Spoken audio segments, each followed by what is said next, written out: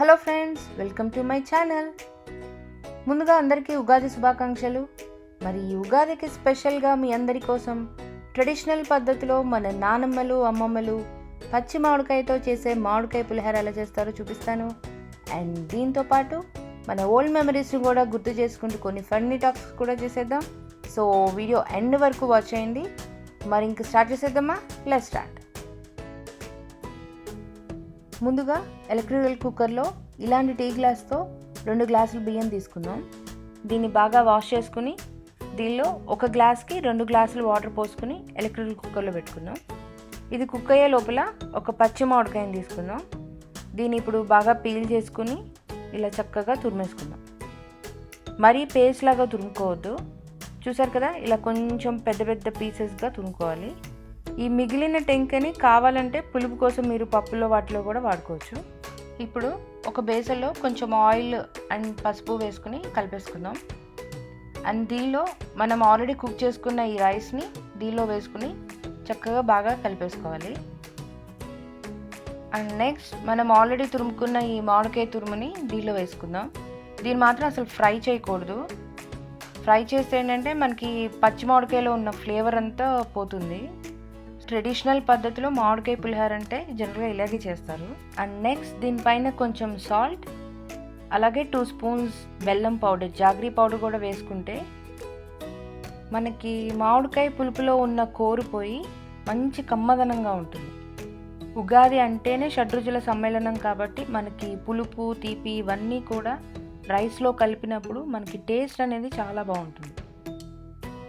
ఇప్పుడు ఇవన్నీ చక్కగా కలిపేసుకుందాం.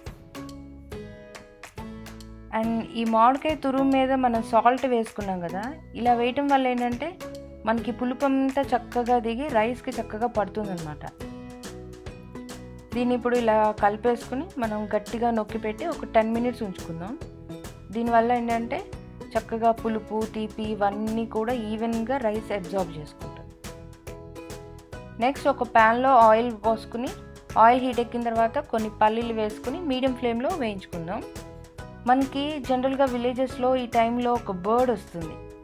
అదేంటంటే మనం రెట్టించిన కొద్దీ అది కూడా అలా అరుస్తూ ఉంటుంది. ఈ పాటికి అందరికీ గుర్తొచ్చేసే ఉంటుంది. ఎస్, కోయిల. మనం కూవు అన్నాం అనుకోండి, అది కూడా కూవు అంటుంది. మనం రెట్టించిన కొద్దీ అది అలా అరుస్తూ ఉంటుంది. మాకైతే ఎర్లీ మార్నింగ్ వేకప్ కాల్ అదే అనమాట. ఈ టైంలోనే మనకి ఆ కోయిల బర్డ్ అనేది ఎక్కువ కనిపిస్తుంది. ఇవి కూడా ఫ్రై అయిపోయాయి. ఇప్పుడు దీనిలో 1 స్పూన్ అన్ని పోపు దినుసులు వేసేసుకుందాం. ఇవి కూడా మీడియం ఫ్లేమ్లో పెట్టుకుని ఫ్రై చేసుకోవాలి. ఇందాక మనం కోయిల్ గురించి మాట్లాడుకున్నాం కదా, మేమైతే ఇవన్నీ చూస్తూ పెరిగాము. మన నెక్స్ట్ జనరేషన్ కిడ్స్ అందరూ వీటన్నిటినీ చాలా మిస్ అవుతారు కదా. బర్డ్ ఎలా ఉంటుంది అంటే బుక్స్లో చూపించాల్సిన పరిస్థితి ఉంటుంది. సో అందుకనే అందరూ చెట్లు బాగా పెంచండి, ఎందుకంటే అవి చెట్ల మీదే ఉంటాయి కాబట్టి. సో ఈ ఉగాదికి మన తెలుగు సంవత్సరాది ఈ తెలుగు న్యూ ఇయర్కి రిజల్యూషన్గా అందరూ మొక్కలు పెట్టండి. మన నెక్స్ట్ జనరేషన్ కిడ్స్ కూడా ఇలాంటి మెమరీస్ని మిస్ అవ్వకుండా మనం ట్రై చేద్దాం. ఇవి కూడా ఫ్రై అయిపోయాయి. ఇప్పుడు దీనిలో కొన్ని ఎండుమిరపకాయలు, కొన్ని పచ్చిమిరపకాయలు, అలాగే కొన్ని కరివేపాకు రెమ్మలు వేసుకుని వేయించుకుందాం. అండ్ ఫైనల్గా ఇంగువ. అసలు పులిహోరలో ఇంగు ఉంటే రక్తస్య రచోభ్య, ఈ మాట మన హీరో అల్లు అర్జున్ గారు కూడా అన్నారు. ఇప్పుడు ఈ మిక్సర్ అంతా రైస్లో వేసేసుకుని కలిపేసుకుందాం.